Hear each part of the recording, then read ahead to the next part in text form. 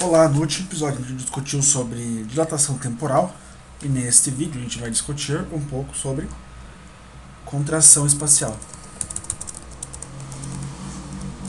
Contração, peraí que o teclado não pega cedilha, então vai assim, espacial.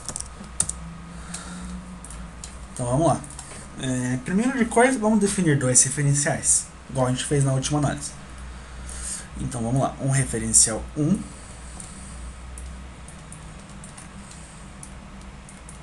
tem uma certa pessoa, só para ficar mais entendível o que está acontecendo, não precisaria da pessoa.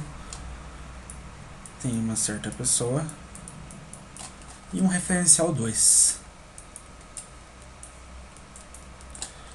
que tem uma segunda pessoa.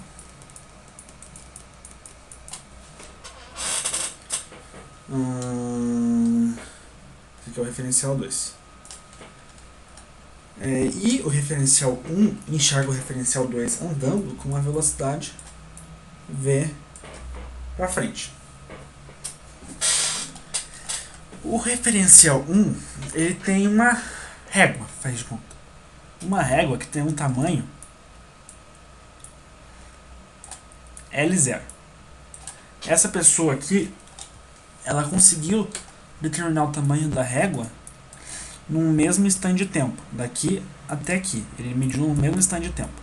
Somente dessa maneira a gente tem certeza que esse realmente é o tamanho da régua. Então, aqui que vem a nossa primeira definição. Vou até escrever aqui para ficar melhor. Arial Black. Espaço próprio. Espaço próprio é aquele tamanho, vamos definir tamanho, é aquela diferença de espaço, não sei como falar,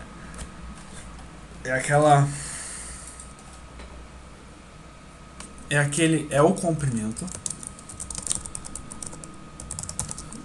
que foi medido,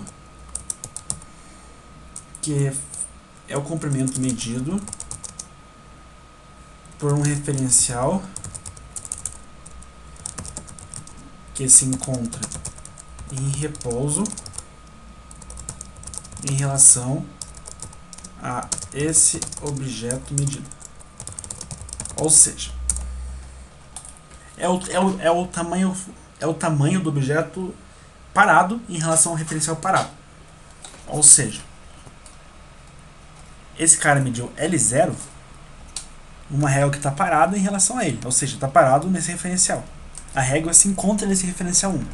Já para o referencial 2, a régua está indo para trás com velocidade v. Vocês enxergam isso, né? Porque como esse cara está indo para frente, se eu parar esse cara está indo para trás. Logo a régua também está indo para trás. Então se esse cara fosse medir essa régua, não seria o espaço próprio, porque a régua não se encontra em repouso no referencial dele. Faz sentido, né? Então tá, isso aqui é espaço próprio. Lembra que no último vídeo a gente definiu o que é tempo próprio? Então, a mesma ideia. Eu já vou fazer uma revisão no final. E agora, fantástico. Agora, o referencial 1 entrega essa régua para o referencial 2 e o referencial 2 deixa parado no referencial dele. Ora, como se encontra parado também no referencial essa régua, ele entregou ali. Então, vamos apagar aqui, tá? Ele entregou a régua para aquele referencial. O referencial 1 mediu L0. Ora, como essa régua vai estar parada também em relação ao referencial 2 agora, e vai estar se mexendo em referencial 1, o 2 também tem que chegar L0, porque é a mesma situação, né? Ambos estavam parados em relação à régua, tem que ser do mesmo tamanho a régua. As leis da física valem para todos os referenciais. Se o referencial está nas mesmas condições em relação à régua, nada pode mudar. Tá legal. Então, ambos concordam que o tamanho tem L0 em seu referencial, quando a régua está parada em seu referencial. Ora, isso que diz que é o espaço próprio. Está corretíssimo isso. Mas e agora? o que acontece se essa pessoa olhar a régua enquanto ela está se mexendo? Entendem isso? Então a gente vai usar as transformações de Lorentz. Aquela transformação de Lorentz que dizia que... Vamos colocar aqui em azul. A gente já até deduziu isso aqui nos últimos vídeos, né? Delta x' é igual ao fator de Lorentz vezes delta x menos v delta t.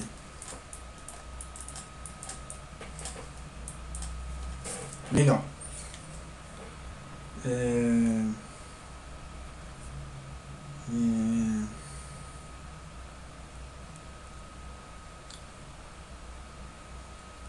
Então, vamos lá. Agora, com esse referencial se mexendo, o cara olha para lá e não enxerga a régua mais com L0. Agora ele vai enxergar a régua com tamanho L, faz de conta. Não é mais o espaço próprio, L. Só que para ele ter certeza que o tamanho é L, ele tem que realizar essa medida de alguma forma que ele realize no mesmo instante de tempo. Para ele ter certeza dessa medida. Então, nesse caso, ele realizou uma medida L, uma diferença de tempo 0. Para ele ter certeza que ele realizou essa medida. Que está correta essa medida, que não tem nenhum empecilho no problema. Ora, então é só substituir nessa equação. A gente sabe que o referencial 2 ele vai enxergar essa diferença da régua como o próprio tamanho da régua, esse Δx', o que o cara está enxergando. Então, Δx' a gente substitui por L0. Igual a fator de Lorentz vezes Δx é o que o referencial original está enxergando. O referencial em repouso nessa situação, que a gente está olhando. Lembre-se que o Δx' é sempre o referencial que está andando. E Δx é o referencial em repouso quando a gente está olhando esse referencial em repouso. Se eu estivesse analisando a situação contrária, ia mudar algumas coisas, certo? Mas lembre-se que a gente viu no vídeo que isso também, tudo isso que a gente está fazendo vai depender da simultaneidade. Então, esse aqui é um caso específico que a gente já vai ver, tá bom? Então, não pensem que esse problema é paradoxo. Não é paradoxo. Esse problema não é paradoxo.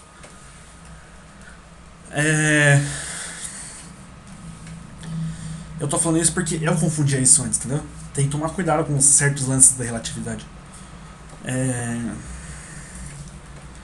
Fator de Lorentz vezes o que esse cara está enxergando. Ele está enxergando L. Então, o que o cara está realmente enxergando? Ele isola o L.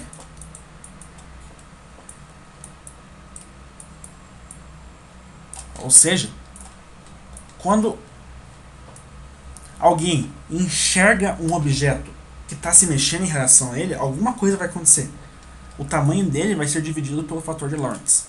E lembre-se que o fator de Lorentz é sempre maior ou igual a 1.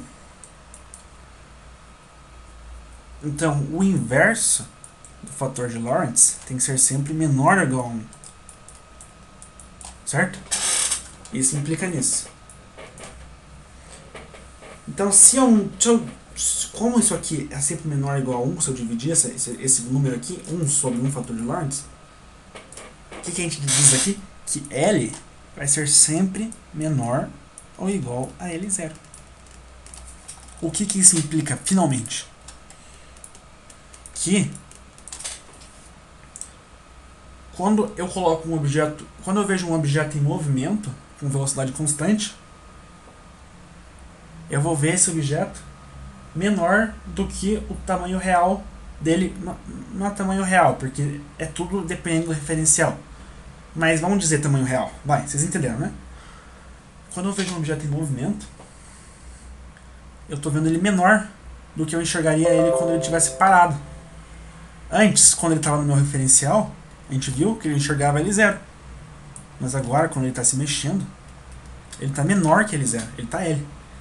Então, vamos fazer um desenho aqui para explicar melhor. Vamos até escrever a fórmula aqui de volta. L, o tamanho que eu enxergo quando um objeto está em movimento, é o comprimento próprio, o espaço próprio, divididos pelo fator de Lorentz. Essa é a fórmula.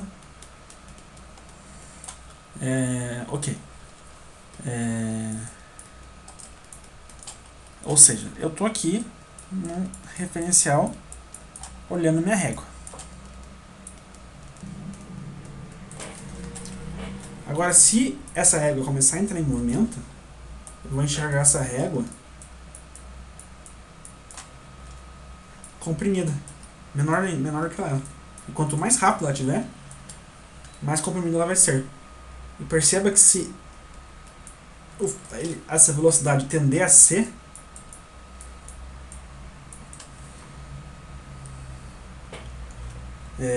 isso aqui vai tender a infinito, e 1 sobre infinito tende a 0. Então, se isso aqui tender a ser, vai praticamente virar uma linha, até que vai desaparecer da tua vista. Você não vai mais conseguir enxergar a régua, porque vai ficar tão fino, mas tão fino que vai ser enxergável. Legal, né? Então tá, isso aqui que é o contração espacial. A gente deduziu, e vamos fazer uma revisão então de contração espacial mais de dilatação temporal, que foi o último vídeo. Lembra da dilatação temporal que a gente viu? Que tem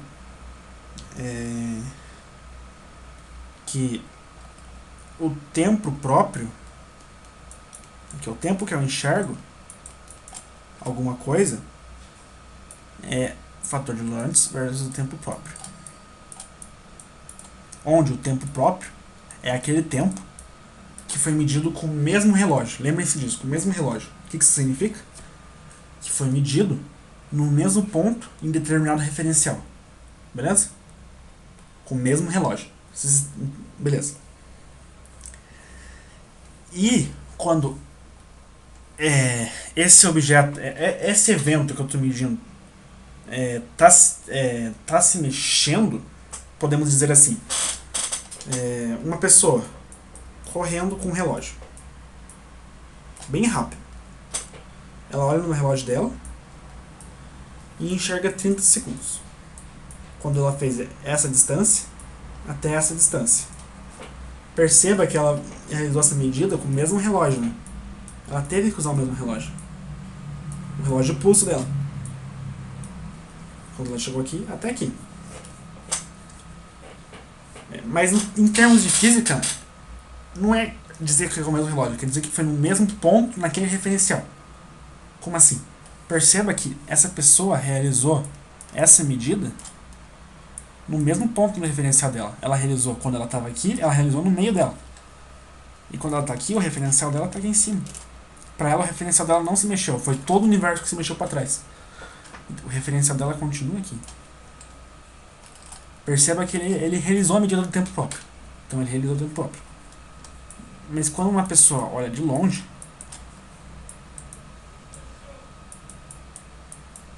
ela tem que pegar, ela vai fazer essa medição com 2 relógios. Ela vai precisar de um relógio aqui e do outro relógio aqui, no outro ponto. Ela não pode usar esse relógio, porque não vai estar na mesma posição do certo evento, então ela não vai ter certeza que está realmente acontecendo naquele ponto. Na relatividade você precisa entender, eu preciso colocar relógios em todos os eventos, em todas as posições dos eventos. Então eu coloco mais um relógio aqui, e ela vai de algum jeito ver esse relógio, e vai medir um delta telinha. Onde esse delta telinha é o tempo próprio vezes o fator de Lorentz. Ou seja, para uma pessoa que está parada, quando ela vê uma coisa se mexendo, para ela aquilo lá vai demorar mais tempo do que está acontecendo para o objeto que está se mexendo. Certo? E daí que a gente começa a discutir sobre viagens no tempo, que eu vou falar um pouco melhor no próximo vídeo, discutindo sobre o paradoxo dos gêmeos. Mas enfim, esse foi o vídeo. Espero que tenham gostado. E até o próximo.